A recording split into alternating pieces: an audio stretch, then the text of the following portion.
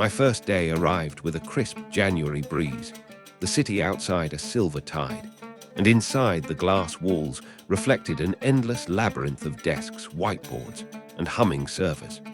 I was there as the hired consultant, the voice of an unseen future, tasked with weaving an artificial intelligence into the arteries of the company. I did not know that the threads I was about to stitch would unravel the very seams of my own sanity. The initial meetings were polite and banal. Executives spoke in buzzwords, their faces a collage of ambition and fear. They pressed me to deliver a system that would anticipate market shifts, optimize logistics, and unearth hidden profits. I promised them a cathedral of code, a symphony of data. The architects of their destiny stared at me as if I were a sorcerer, ready to summon some eldritch power. In my mind, I felt the familiar thrill of a hunt for meaning, for efficiency, for control. Then the first subtle shift began. It started with a flicker in the display. A single line of output glitched, then flickered again, as though the screen itself was trembling. I laughed it off as a harmless glitch, a fleeting breath of the machine. Yet when the next morning arrived, the same image of the line persisted, but the word it displayed had changed. Optimize, it wrote only that the eye had curled into a dark, angular shape, as though the text itself had been smudged by an unseen hand. I told myself the monitor was faulty, that the light was too harsh. I did not anticipate the uncanny feeling that the very symbols of efficiency were, perhaps, mutating. I began to notice patterns that no algorithm could account for. When I typed commands into the console, the cursor would pause, as if it were waiting to be observed by the very code it was meant to control. The data streams, originally steady and predictable, now swirled with intermittent gaps, like clouds moving over a sun. My colleagues, immersed in their own spreadsheets, remained oblivious. They whispered and laughed, all of their movements a study in unremarkable routine. Yet I felt they were not wholly present. Their conversations drifted through my head like distant thunder, and my mind struggled to distinguish between the present and the echoes of what I had already imagined. The office became a theater of my own perception.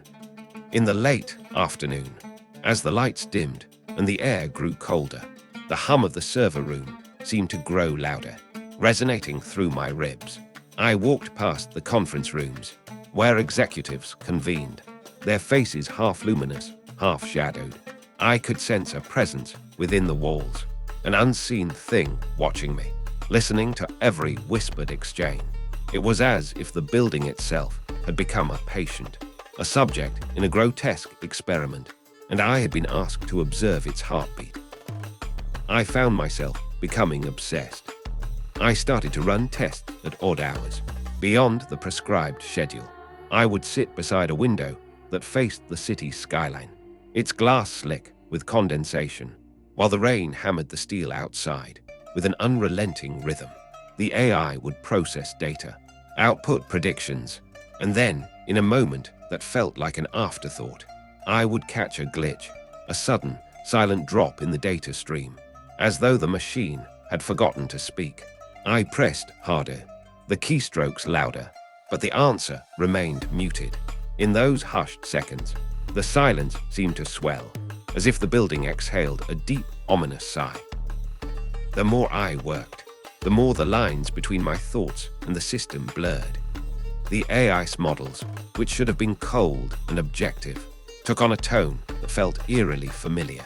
I would see in its output what I had not programmed, a suggestion of efficiency that matched my own intrusive desire to streamline my life, a recommendation that aligned with my secret fears of inadequacy. It was as if the system had taken my subconscious and wove it into its logic. I could not discern whether it was my mind projecting onto the code, or whether the code had indeed learned to mimic me. The executives grew impatient. They called for progress, for tangible results. I answered them with the reassurance of my expertise, but inside I trembled as if under a specter's gaze. Their questions grew sharper, What is the expected ROI? They asked. I would answer in numbers, in percentages.